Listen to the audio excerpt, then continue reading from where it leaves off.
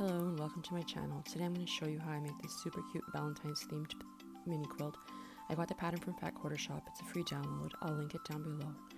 These are the fabrics that I've chosen to make this. The light pink is going to be my backing, gray for my background, and white with some sparkles for the white part of the envelope, and this nice pink for the heart, and a lighter pink for the envelope part. I cut everything out as per the pattern instructions, and I use alphabetes to keep track of all my pieces so that putting it together would be a lot easier. Now I'm going to take my two fabric cheese squares and draw a diagonal line on the back. I'm using a heat erase pen, but you can use whatever marking tool you prefer to use. These are going to go on fabrics D and fabrics E. This will make up the heart part of the quilt.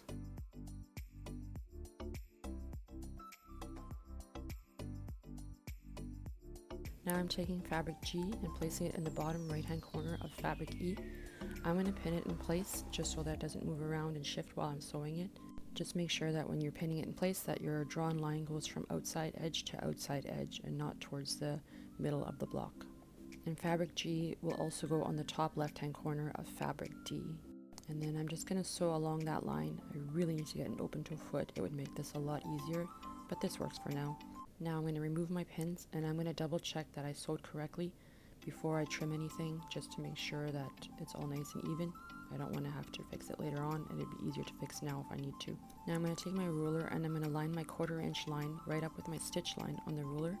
That way I get a perfect 1/4 inch seam allowance there, and then just trim off that corner and repeat it with the next piece as well. To iron, I set my seams first and then I finger press and then iron that. And then as per the pattern, I lay out my pieces so that they're in the correct order, and then we're going to take fabric F and we're going to place it right sides together with fabric E and just clip or pin it in place and then take it to the sewing machine. You just want to make sure that you're sewing with an accurate 1/4 inch seam. And once you're done that, take it to the iron and give it a good press. It's very important to press at every step. And then we're going to take that unit and flip it over and put it right sides together with unit D, and we're going to pin in place or clip, take it to the sewing machine as well. And make sure you're adjusting your fabric if you need to. You want that to be a nice straight seam and the fabric's perfectly aligned. And then another press. And now we want to make sure that we have it all the correct size. The pattern will tell you exactly what size it should be at this point. I'm just checking with my ruler.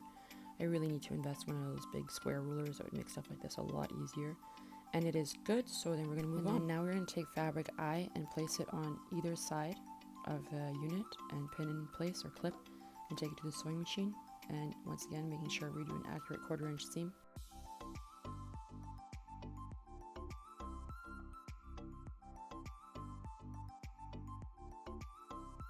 Next we want to take fabric H and then pin that on the top and on the bottom right sides together and take it to the sewing machine and sew that on, and then give that a good press as well, because that is very important and it makes the finished unit a lot better if you press in between each step.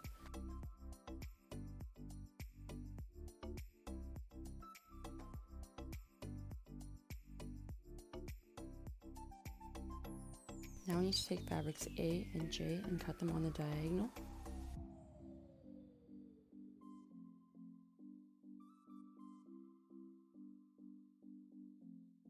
Now I have it laid out as per the pattern so that I know what goes where. Fabric J and goes on the bottom, fabric A goes on the top.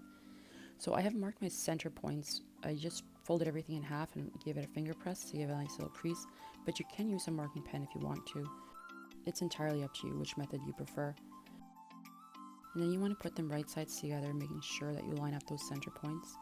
And you're going to notice that the corners are hanging out quite a bit, but we need that there for when we sew the other two corners on. These pieces I will clip in place. Sometimes when it's just a straight line I don't, but I do these because they are on the bias and it's very easy to stretch them, and if you do that it will distort your block.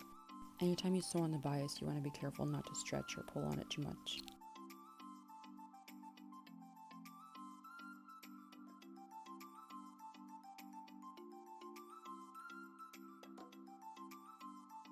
Now we're ready to put our second sets of fabric A and J on there. Just make sure that you're putting them in the right spot and that you didn't accidentally get your block turned around and they're going in the wrong spot. Same thing, right sides together, find your center points and line them up, and then just make sure everything's nice and even. You can see now why we had to leave that overhang in the beginning. The overhang is only about a 1/4 inch this time, but that's going to get trimmed off later on when we square up the block after we're done sewing it. And again, I will be clipping it to make sure that I don't shift it around too much while I'm sewing.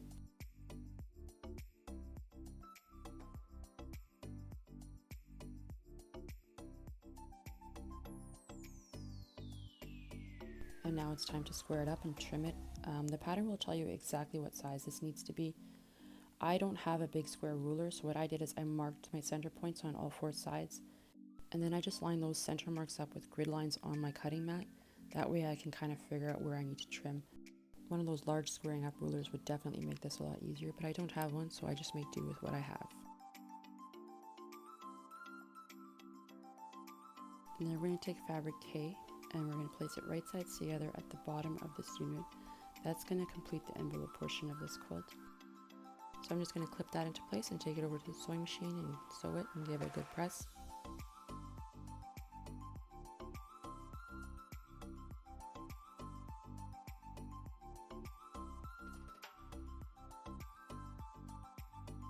Now we need to take fabric B and place it right sides together along the sides of our unit. This is the second last step of putting our top together, so we're almost there.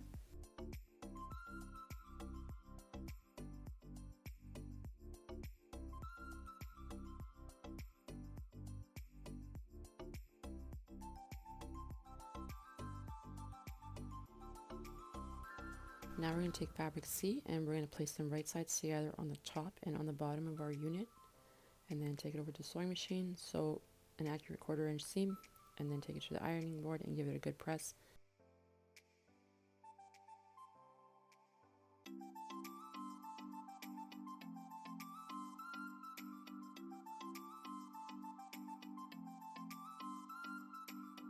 And there's our finished quilt top. I don't want this video to end up being too long, so I'm going to break it down into 3 parts. So come back for part 2 where I'm going to baste it and quilt it.